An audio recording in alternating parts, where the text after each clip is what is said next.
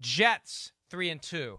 Packers 3-2, but the Packers 7.5-point favorites at Lambeau Field with an over-under of 45.5. The Packers wearing their throwback uniforms where basically they peel the G off the helmet and they put on an old jersey, but it's something that the Packers wore apparently years ago. Is that enough to give them the kick in the ass they need? Because they're missing that element this year. They're not beating teams soundly, and they've lost 2 games already out of 5. The worst start through 5 games for Matt LaFleur during his time as head coach of the team. Yeah, this is a big game for them, certainly. I think you got one team that's going to be, the human element, right, that we talk about. It's going to be, like, desperate a little bit, like, wow, I can't believe we're 3-2. And then another team coming into town like, man, we couldn't be happier we're 3-2. This is great. We're, like, in a game, and we mean something here in October.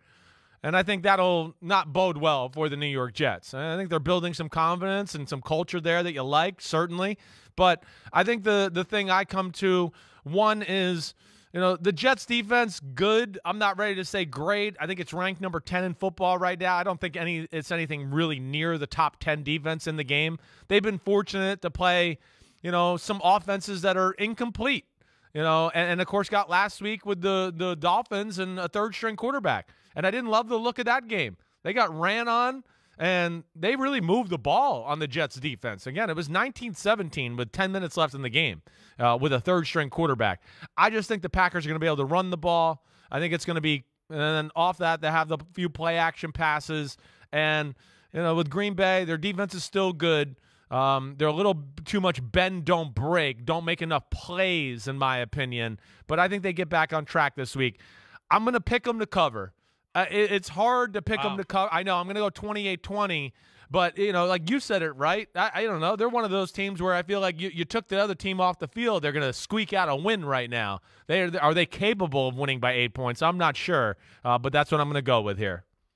Yeah, I'm 27-20, and I think that the Jets do cover. I just don't think the Packers are good enough to do anything more than win by 7 or fewer, but I think they will indeed win the game. I think Aaron Rodgers becoming more motivated to pile up wins, not just to qualify for the playoffs, win the division. He doesn't want to be second place in the division. He doesn't want to be wild card, go on the road. But remember, Chris, I said before the season it may be in the Packers' best interest when the postseason rolls around to not be playing games at home, to not feel like they have something to lose, because they won the Super Bowl in 2010 with the nothing-to-lose mindset that came from being the 6th seed. When they're the 1 seed, they freeze up. When they're a low seed, they say, what the hell, let's go cut it loose, which is what we've said Aaron Rodgers needs to do in the postseason. Yeah, no, you're exactly right about it. I think you look at some of their good runs, right, whether that's losing in the NFC Championship game to the Atlanta Falcons. It was like, we didn't expect that. But Rodgers went into Dallas, right, and they were like, wait, nobody expects us to win. I'm going to throw some lasers and make some magic happen, and we're going to pull this shit off. And you're right, there is something about that to them.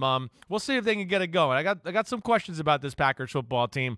I think this week they get back on track. Thanks for watching, homies. Hit subscribe to see all my Unbuttoned videos. You get to see me, Ahmed Fareed, all the big player breakdowns, game breakdowns, player interviews, and my film analysis. So please subscribe. Chris Simms Unbuttoned. Peace out.